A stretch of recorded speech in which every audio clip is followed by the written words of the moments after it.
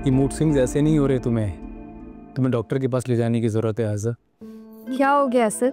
मुझे कहीं जाने की ज़रूरत नहीं है। सही बोल रहा हूँ मैं, तुम ठीक नहीं हो। Sir please. मैंने कह दिया ना आज़ा, बस तुम रेडी रहना, मैं ऑफिस से आऊँगा, हम चलेंगे डॉक्टर के पास। ठीक है, मुझे क्या एतराज़ हो सकता है। वैसे इसी बहाने आपके साथ बाहर तो जाऊंगी। मुस्कुरा क्यों रहे हैं? क्या मतलब, ऐसे ही मुस्कुरा रहा हूँ, कुछ कहा है क्या मैंने? अच्छा सुनो, तुम किचन में जाने की ज़रूरत नहीं है तुम्हें, मैं नाया को बोल दूंगा, वो खाना वगैरह सब देख लेगी, तुम आराम करो। ओके।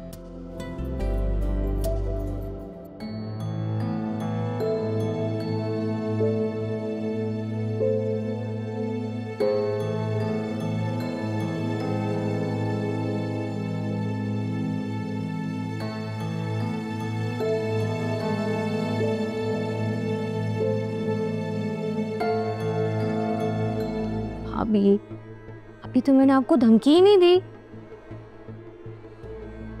शायान की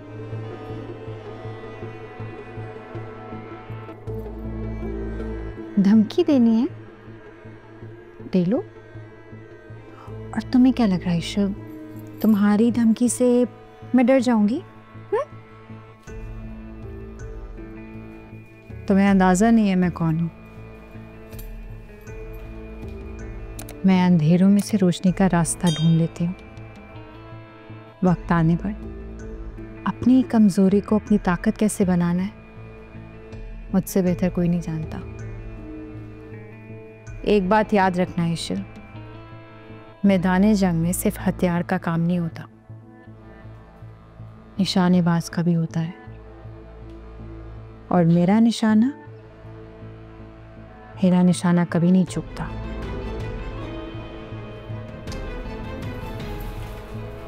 और अगर तुम्हें लग रहा है ना कि मैं और इनाया तुम्हारी इन धमकियों से डर जाएंगे, तो ये बात अपने दिमाग से निकाल दो। अरे इनाया बेचारी तो खुद आपकी खुशियों का निवाला बन चुकी है भाभी। मजे की बात बताऊं, उसको मैंने एक इशारा दिया ना तो वो यूं आपको अकेला कर देगी। लेकिन मेरी खुशी इसी में है कि आप अकेली ना हो, इसलिए प्लीज ये जिद छोड़ दें। बहुत उछल रही हो, बहुत मान है ना तुम्हें अपने और आशिक के रिश्ते पर, बहुत गरूर है।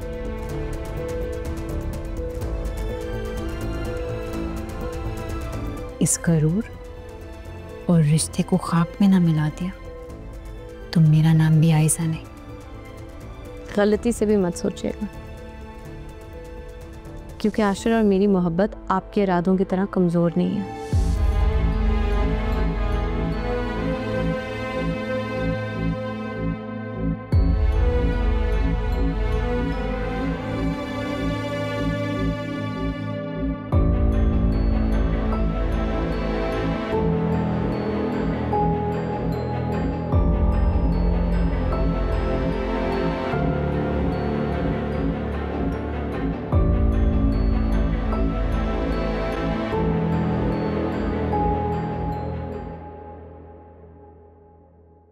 रोहान कहाँ है?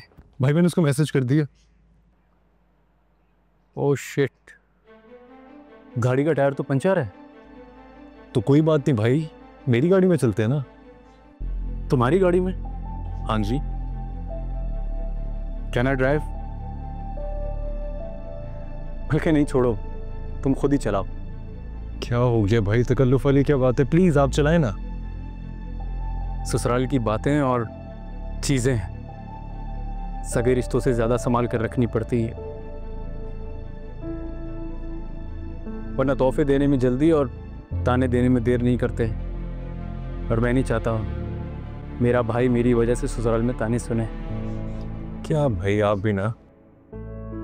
सॉरी सॉरी सॉरी, लेट हो गया। वो तो तुम्हारा रोज का काम है। इनाया, मुझे बहुत खुशी है बेटा कि तुम्हें रूहान जैसा हमसफर मिला है।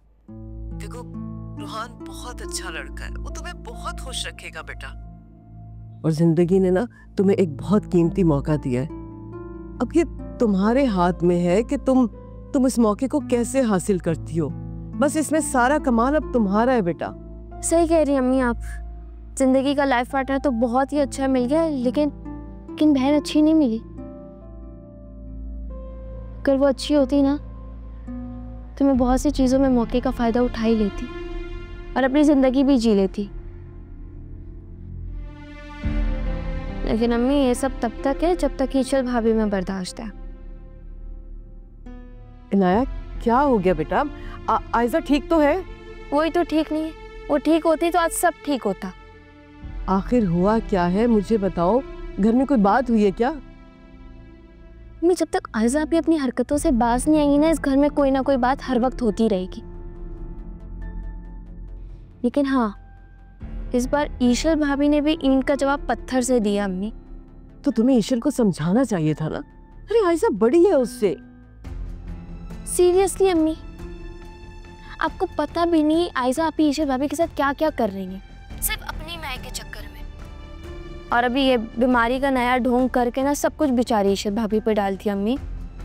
ये तो ईशल भाभी की शराफत है कि सच जानते हुए भी सब बर्दाश्त कर रही है। लेकिन मुझे एक डर है अम्मी, कहीं आयजा आपी की मैं ख़त्म होने से पहले रिश्ते ही ना ख़त्म हो जाए। अरे भाई मैंने उसे इतना समझाया तो था, अब उसकी समझ में नहीं आ रहा तो मैं क्या करूं। उनके साथ साथ अम्मी आप लोगों ने भी मुझ पर बहुत ज्यादतियाँ की है।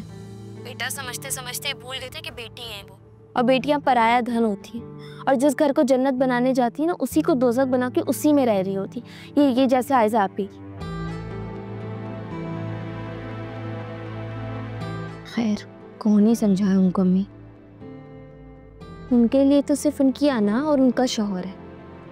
बाकी हम सब तो कठपुतली हैं जो उनके इशारों पे नाचती रहेंगी। अच्छा मैं उसे समझाऊंगी। हाँ तुम परेशान नहीं हो, मैं समझाऊंगी। अम्मी कोई फायदा नहीं उन्हें समझाने का, वो अब नहीं समझने वाली जो मेरे समझाने पे नहीं समझी। एक इनकार के पीछे उन्होंने मुझे कहीं का नहीं छोड़ा अम्मी। अच्छा ठीक है अम्मी, मैं बाद में बात करती हूँ आपसे। अल्लाह हाफिज़। अच्छा मेरी बात तो आए भाई, वो नहीं बंद कर दिया।